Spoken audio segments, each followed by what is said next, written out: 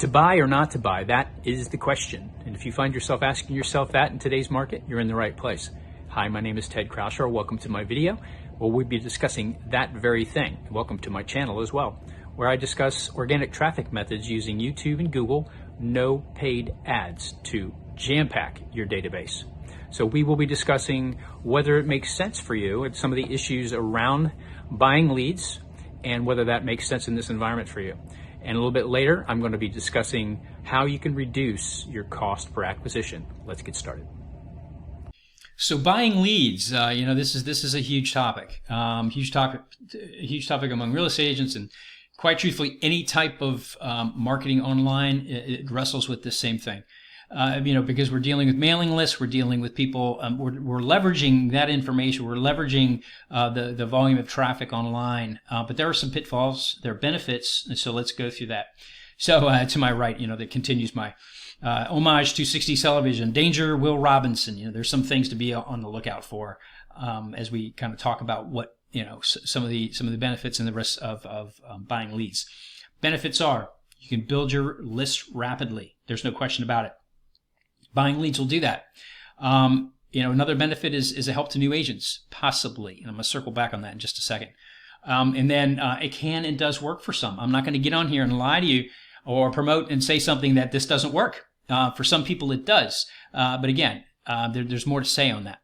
So, the new agent issue, and I say possibly because, some would argue, and I think I would argue it too, you need to develop marketing skills because this pool of people that you're buying leads, they're a semi-cold market. I mean, you might have their name and address, and email, phone number, but have you developed a relationship with them? Have you developed know, like, and trust with them? Have you put information in their hands that they can evaluate you?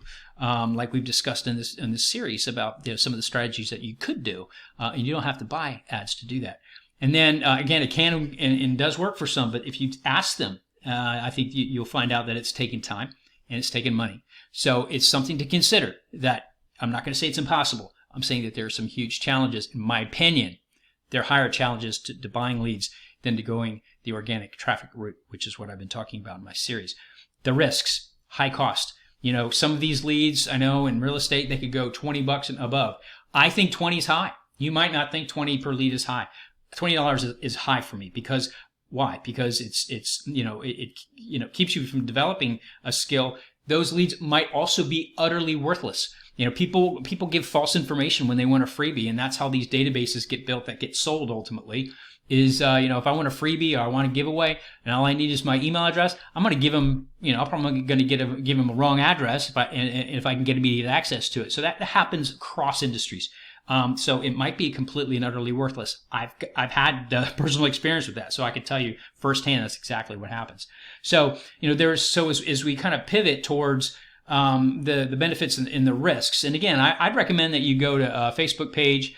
It's a group called Real Estate Mastermind. There's over 200,000 people on there. This topic comes up a lot. Just do a topical search, and you will find a whole string of hundreds of comments on people who agree with it, don't agree, have bad experiences, good experience, that type of thing. It's up to you, but it comes at a high cost.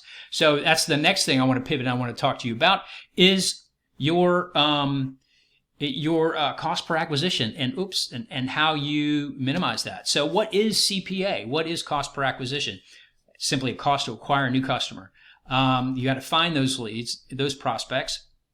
You have to manage them. You have to be sending out information. You know how to do that. They're in your database and in your CRM. It's part of your business. But you also have to be able to measure success. And again, when you're using paid ads, when you're using paid leads, that is a big part of that equation because your goal is going to be more sales but less investment. And time is always going to be an investment. And time, the sales cycle, which in my opinion would argue against buying too many leads or spending too much of your money on leads, it's a long cycle, it'll be 6 months or more. And you've got to be thinking about how you're going to recapture that, or at least how you're going to keep metrics on that.